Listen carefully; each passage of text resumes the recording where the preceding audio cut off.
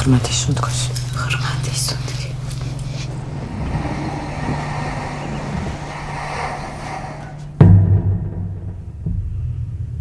ნინა ჩვენი საავადმყოფოს საუკეთესო სპეციალისტია.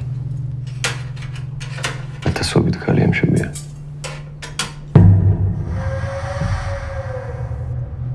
მაგრამ ჩვენ როდესაც პრობლემა გვაქვს ხოლმე მშობიარობის დროს პირველ რიგში ნინას ვეძებ.